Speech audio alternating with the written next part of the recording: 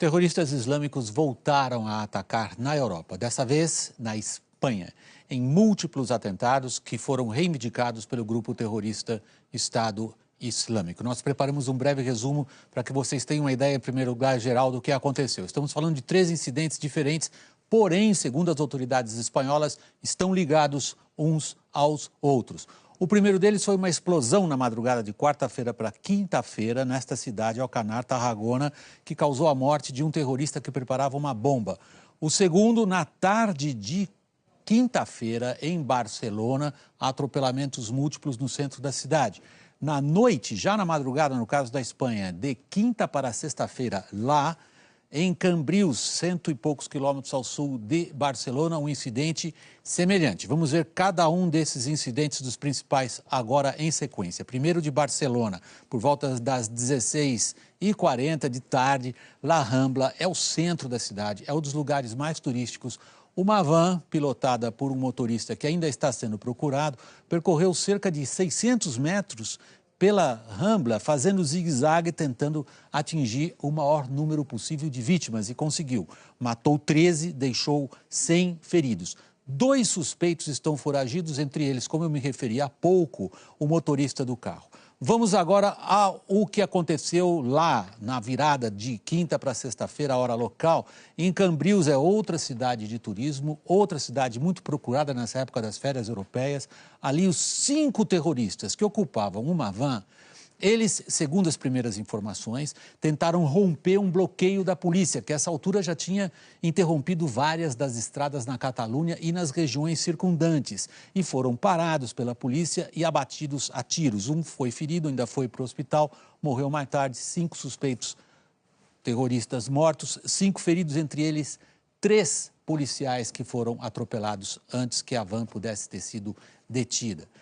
Barcelona, uma das cidades mais famosas do mundo, um dos centros de turismo mais procurados nessa época do ano, continua em alerta máximo. A procura pelo motorista, como eu disse anteriormente, da van, prossegue. Mais de 100 pessoas feridas, o número ainda não é exato. Confiram agora na reportagem de Pedro Figueiredo e Eric Rianelli. Agora à noite, o Estado Islâmico reivindicou o ataque, mas antes, o grupo já havia assumido a responsabilidade por atentados com os quais não tinha conexões. Pela 8ª vez em um ano, a Europa foi palco desse tipo de ataque. Inocentes em Nice, Estocolmo, Berlim, Paris e Londres, em 3 ocasiões, sofreram com o ataque covarde de um motorista avançando sobre a multidão. Esse brasileiro presenciou o ataque de hoje, numa das regiões mais turísticas da cidade espanhola, que está entre as 12 mais visitadas do mundo. De repente eu vi todo mundo correndo para a janela e todo mundo começando a gritar e tal. Quando a gente viu, tinha passado uma furgoneta que atropelou algumas pessoas e começou a encher de gente, a polícia veio tudo e a gente começou a receber sinal de que a gente deveria ficar dentro do prédio, isolado, porque tinha sinal de que poderia ser um ataque terrorista. Até agora foram presos 2 homens que vieram da África, um deles de Melídia, território espanhol naquele continente, o outro do Marrocos. Um foi preso em Alcanar, cidade a 200 quilômetros de Barcelona, que teve uma casa destruída ontem após 2 explosões. Uma pessoa morreu e 16 ficaram feridas. A polícia diz que o incidente está relacionado com o atentado de hoje. O outro suspeito foi preso em Ripoll, a 100 quilômetros de Barcelona. A polícia não diz qual o envolvimento deles, mas afirma que eles não estavam na van que provocou os atropelamentos. Um homem foi morto a tiros por policiais em Barcelona. Ele se recusou a parar numa blitz e atropelou 2 agentes. Ainda não está clara a relação dele com o ataque. Uma segunda van, que a polícia acredita estar relacionada com a ação em Barcelona, foi encontrada em Vic, cidade a 70 quilômetros da capital da Catalunha. As buscas ao motorista da van usada no ataque em Las Ramblas ainda continuam. Ele conseguiu fugir a pé do local e deixou na van documentos do marroquino Driss Al-Kabir, que mora legalmente na Espanha. Mas o verdadeiro Al-Kabir se apresentou às autoridades e informou que os documentos dele foram roubados. A cidade está em alerta máximo. Agosto é um mês que a cidade de Barcelona recebe muitos turistas. Mais de 6 horas depois do atentado, muitas ruas ainda estão interditadas. E por causa disso, a cena que a gente mais vê por aqui são turistas com as malas no meio das ruas, porque eles não conseguem seguir até os hotéis. Nós estávamos passeando pela cidade quando quiserem voltar para o hotel, estava tudo bloqueado, como está até agora, e dizem que pode levar até amanhã de manhã. E procuramos hotéis aqui em Roda, está todos lotados. As estações de metrô foram fechadas. O problema é que ele não sabe qual é a estação que está funcionando, parece que todos os trens ficam bloqueados, a cidade fica bloqueada. Em solidariedade, taxistas ofereceram corridas de graça. Desde junho de 2015, a Espanha está em nível 4 de uma escala que vai até 5 de alerta antiterrorista. O nível não foi alterado depois do ataque. O primeiro-ministro espanhol foi para Barcelona e participou de uma reunião do alto comando das forças de segurança. Depois, Mariano Rajoy fez um pronunciamento em rede nacional. Disse que os espanhóis não estão unidos apenas na dor, mas na vontade firme de vencer quem quer tirar seus valores e modo de vida. E concluiu dizendo que os espanhóis lutaram muitas batalhas contra o terrorismo ao longo da história. Sempre venceram e agora voltarão a vencer. Também os espanhóis vamos a vencer. Muchas gracias. Nós vamos dar uma ideia para vocês agora da repercussão internacional desses atentados. Essas repercussões são muito fortes. Agora, o nosso foco inicialmente, quando a gente fala de repercussão do atentado de Barcelona, está nos Estados Unidos.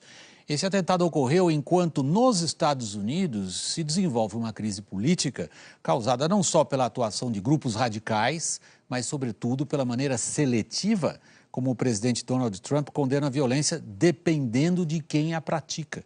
Vamos ao vivo a Nova York, lá está o nosso correspondente Tiago Eltz. Tiago, boa noite. Este é um atentado com clara inspiração, a marca parece muito decisivamente evidente de estar ligada a grupos islâmicos. Esse é um ponto no qual o Trump se sente à vontade.